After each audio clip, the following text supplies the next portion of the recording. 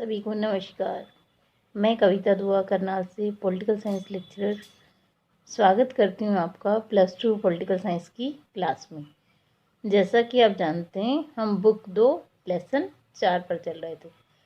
Lesson को हमने अब तक 2 भागों में देखा। आज हम उसका तीसरा और आखिरी भाग बनाने जा रहे हैं। पहले भाग में हमने यूरोपीय संघ के बारे में जाना और दूसरे भाग में हमने आसियान के बारे में जाना। आज का जो तीसरा भाग है उसमें हम चीन के बारे में जानेंगे कि चीन कैसे इतना शक्तिशाली बन रहा है। ऐसी कौन सी नीति चीन ने अपनाई जिसकी वजह से उसका विकास बहुत ज़्यादा हुआ है। भारत और चीन के कैसे संबंध हैं, उस सब के बारे में आज के भाग में हम विस्तार से जानेंगे। तो आइए शुरू करते हैं हम अपना आज का लेसन 4 भाग 3। देखिए, आज हम भाग 3 बनाने जा रहे हैं। भाग 1 में हमने यूरोपीय संघ के बारे में जाना, भाग 2 में आसियान के बारे में। आज हम भाग 3 में भारत का पड़ोसी जो है पड़ोसी देश और विश्व का तीसरा बड़ा शक्ति का केंद्र चीन, उसकी बात करेंगे। देखिए, जो चीन है जिस हिसाब से इस समय तरक्की कर रहा है, अगर वो इसी रफ्तार से चलता रहा तो 2040 तक दुनिया की सबसे बड़ी आर्थिक शक्ति बन जाएगा और अमेरिका से भी आगे निकल जाएगा। तो देखते हैं, सबसे पहले जो 1949 में माओ के नेतृत्व में यहाँ साम्यवादी क्रांति हुई, इसके बाद चीनी जनवादी गणराज्य की स्थापना हुई और यहाँ की जो आर्थिक मॉडल था वो सोवियत संघ के जैसा था, मतलब साम्यवादी उन्होंने नीति अपनाई। साम्यवादी क्या कहती है? सब कुछ सरकार के नियंत्रण में, और सरकार का उद्देश्य क्या होना चाहिए? जन कल्याण करना। तो अब तक जो चीन थे वो उसका उद्देश्य क्या था? साम्यवादी तौर तरीके अपनाना, देश की भलाई करना।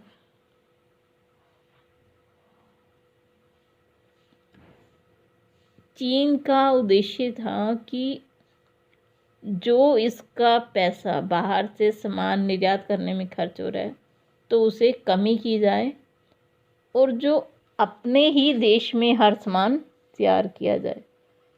इससे चीन की अर्थव्यवस्था का विकास करने में, वहाँ के नागरिकों को रोजगार देने में, उनका सामाजिक स्तर ऊंचा उठाने में योगदान दिया। जो चीनी सरकार थी उसने भी अपनी अर्थव्यवस्था के विकास को बढ़ावा देने के लिए नागरिकों की शिक्षा और स्वास्थ्य सुविधाओं पर अधिक पैसा खर्च किया, जिससे जो विकास की दर है वो 5 से 6% हो गई थी उनकी। ये चीन का मैप है, देखिए, ये इंडिया, ये चीन, ठीक है जी।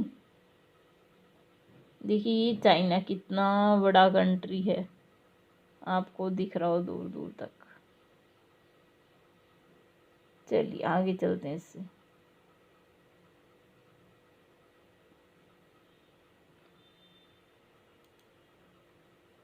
देखिए, जो 1970 था,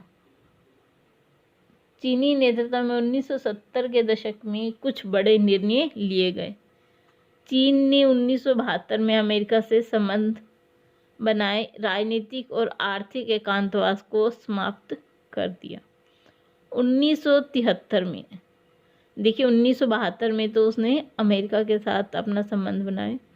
1973 में प्रधानमंत्री चाउ एन लाई ने कृषि, उद्योग, सेना, विज्ञान, प्रौद्योगिकी के क्षेत्र में आधुनिकीकरण के 4 प्रस्ताव रखे और 1978 में उसी के तहत खुले द्वार की नीति अपनाई। खुले द्वार की नीति क्या होती है? देखिए समझिए, कि अपनी व्यापार की शर्तों को इतना आसान बना देना कि कोई भी देश आकर आपके देश में अपने उद्योग स्थापित कर सके। जैसे मान लीजिए कोई भी अमेरिकी कंपनी आके चाइना में अपना बिजनेस एस्टेब्लिश कर सके, या आप किसी और कंट्री में जाके एस्टेब्लिश कर सके। तो 1978 में सबसे पहले चीन ने अपनी स्थिति सुधारने के लिए खुले द्वार की नीति को अपनाया, जिससे कि विदेशी पूंजी प्रौद्योगिकी के निवेश से उच्च उत्पादकता प्राप्त हुई। बाजार मूलक अर्थव्यवस्था बनाया अपने आप को। चलिए आगे देखते हैं इससे कुछ। अभी तो हमने जाना कि उसने 1970 के दशक में अपने आप में चेंज लाना शुरू किया। 72 में अमेरिका के साथ संबंध बनाए। 73 में जो चौवन लाई था, उसने कृषि, उद्योग, सेना, विज्ञान, प्रौद्योगिकी के क्षेत्र में आधुनिकीकरण के प्रस्ताव रखे। 1978 में खुले द्वार की नीति अपनाकर अपने देश का विकास शुरू किया। अब उससे आगे देखते हैं हम। जो 1982 आया तो उसमें खेती का निजीकरण कर दिया गया। 1998 में उद्योगों का निजीकरण किया गया। व्यापार संबंधी जितने भी अवरोध थे उन्हें हटा दिया गया, ताकि विदेशी निवेशक उनके देश की तरफ आकर्षित हो सकें। नई आर्थिक नीति के कारण चीन की अर्थव्यवस्था को अपनी जड़ता से उबरने में मदद मिली। कृषि के निजीकरण के कारण कृषि उत्पादों और ग्रामीण आय में उल्लेखनीय वृद्धि हुई। ऐसे ही देखिए विकास कितना तेज होता गया। उसने स्पेशल इकोनॉमिक जोन बनाए। स्पेशल इकोनॉमिक जोन मतलब जहाँ पर किसी भी तरह के व्यापार के लिए कोई खास फॉर्मेलिटीज़ पूरी नहीं करनी थी। तो इस तरह से चीन ने अपने देश में विदेशी मुद्रा का भंडार इकट्ठा किया और अपने देश का विकास किया। 2001 में विश्व व्यापार संगठन में शामिल हो गया ये। इसमें भारत की बड़ी अहम भूमिका थी। चलिए कुछ और जानते हैं चीन के बारे में।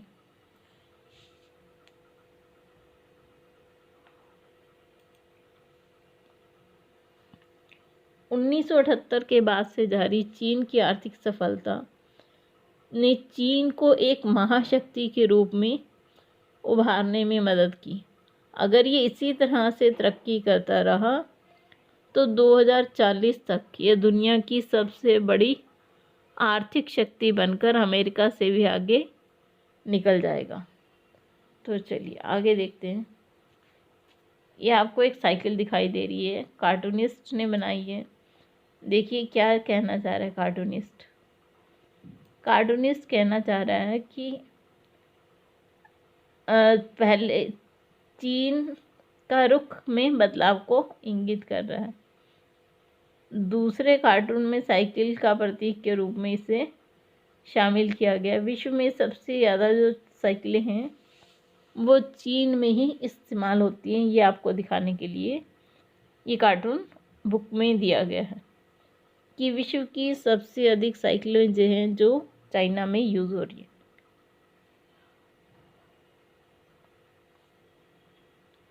अब हम भारत और चीन के बीच में जो विवाद के मुद्दे हैं वो जानते हैं। सबसे प्रमुख मुद्दा है सीमा विवाद। देखिए चीन ने पाकिस्तान के साथ संधि कर कश्मीर के कुछ भाग पर अधिकार कर लिया है। भारत के अरुणाचल प्रदेश पर भी चीन अपना दावा करता है। चीन हमेशा से ये कहता आ रहा है कि अरुणाचल प्रदेश उसके नक्शे में आता है। 1962 में भारत चीन युद्ध में लद्दाख व अरुणाचल प्रदेश पर अपने दावों को पेश कर रहा है कि ये उसके अंतर्गत आते हैं। 1965 में जब भारत और पाकिस्तान का युद्ध हुआ तो चीन ने पाकिस्तान की मदद की ताकि वो भारत से युद्ध कर सके। चीन द्वारा भारत में परमाणु संधि का परीक्षण का विरोध किया गया है और उसने पाकिस्तान को परमाणु बम बनाने में सहायता की है। तो ये कुछ मुद्दे हैं जो इन दोनों देशों के बीच में विवाद का कारण बनते हैं। देखिए, कुछ मुद्दे और हैं जिन पर कि भारत और चीन में विवाद है। सबसे जो प्रमुख है वो तिब्बत की समस्या। जो तिब्बत है, चीन उस पर अपना दावा करता है, जबकि भारत तिब्बत वासियों का साथ दे रहा है उसे अलग रहने में। दूसरा है सीमा विवाद। भारत और चीन के बीच जो सीमा है वो मैकमोहन रेखा के अनुसार बटी हुई है। जो भारत है वो तो इसे स्वीकार करता है, लेकिन चीन इसे स्वीकार नहीं करता। ये समस्या इतनी बढ़ गई कि 1962 में इसने युद्ध का रूप ले लिया। एक और जो है, जो दलाई लामा को भारत में शरण दी है चीन, उसका भी विरोध करता है। उसके अलावा चीन पाकिस्तान को परमाणु हथियार बनाने में सैनिक सहायता कर रहा है, भारत के खिलाफ आतंकवाद को बढ़ावा देने में।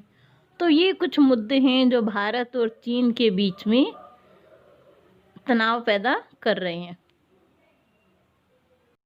अगर आपको वीडियो पसंद आए तो लाइक ज़रूर कीजिए और चैनल को सब्सक्राइब ज़रूर कीजिए।